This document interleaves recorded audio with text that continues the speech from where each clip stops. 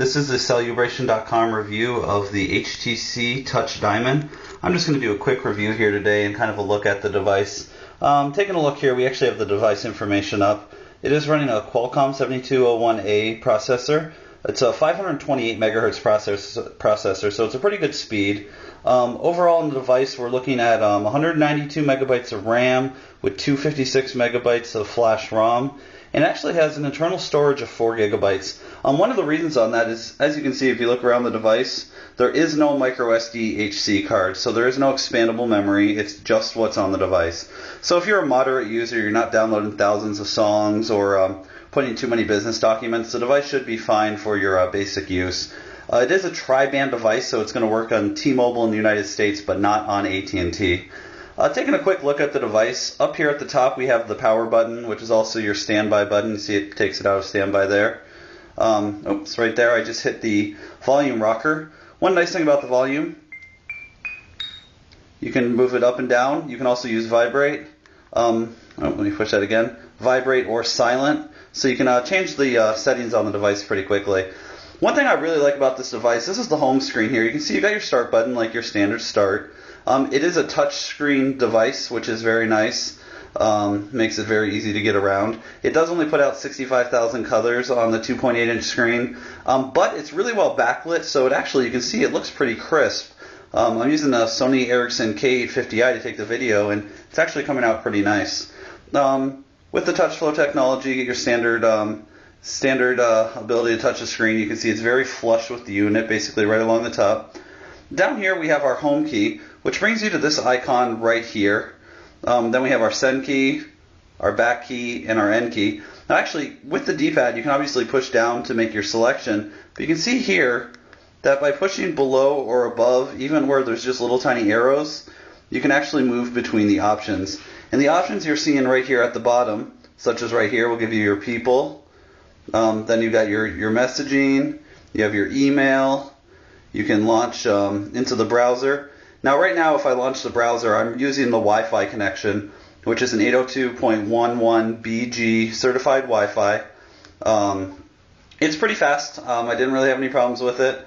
You can see here, it's kind of neat. With the touch flow technology, I can actually move the browser up and down, move it around. I can slide between all of my different options. There you go, the internet, your mail, all of your basic information. The unit does support AAC, MP3, WAV, WMV, your basic file support these days. Here we got our photos and videos. You can see right here that we have a 3.2 megapixel camera that's outlaid on the back. It does have pretty good video capabilities. I'd say about the same as the Titan II. It's actually pretty comparable to the Sony Ericsson. It really is a pretty nice camera. Then we have our music. Now with our music here, let's just say I go ahead and hit menu. You can see here that I have my shuffle, my properties, add a playlist. You can make the playlist whatever you want. It has pretty good touchability. This tells me the properties of the song. Along with that, we do have a library. Right here, it shows me the now playing.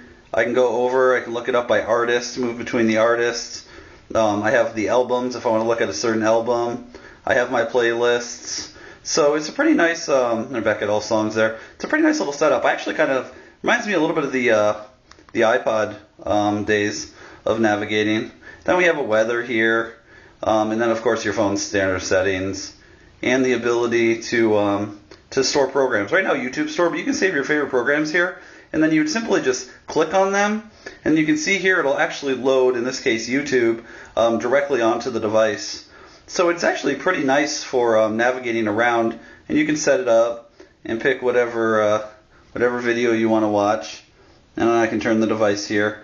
One thing neat about this device is if you want to end a phone call, or like if you hear a phone call coming in and you turn the phone upside down, it'll actually end it. You can see it's at about 20%. It's taken a little while to load, but it's a big video, so that doesn't surprise me. And again, I'm just using the Wi-Fi right now. You do have access to the Edge network. Obviously, being tri-band here in the United States, you're not going to, unfortunately, have access to US 3G on the device. Looking down at the bottom here, your headset plugs into the mini EXT USB.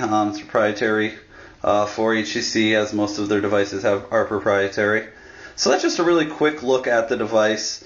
Like I said, it moves along at a pretty good speed. If you're a T-Mobile customer, it's a nice device. It's actually pretty small, as you can see. It fits in the palm of my hand well, which makes it easy to use. You have the big clock here, you have your call history, your calendar, and there's tons of ways to navigate. In fact, looking right here on the bottom left of the screen, we have a magnetized stylus, which can also be used. And then we'll just take a quick look really fast. You have your dial pad here. I can dial numbers, no problem. One nice thing is, after you hit 5 or 6 numbers, it'll actually say Save to Contacts right here.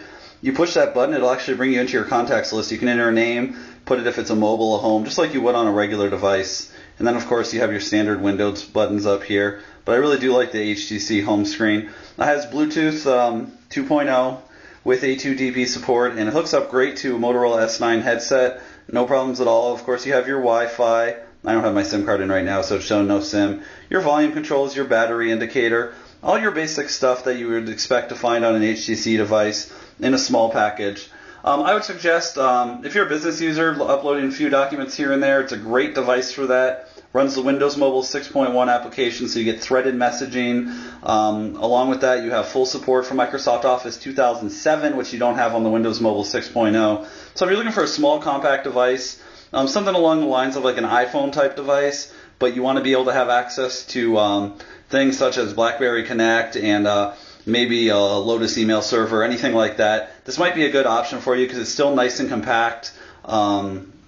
It just loses some of the little features that you'd expect to find on devices of the same caliber.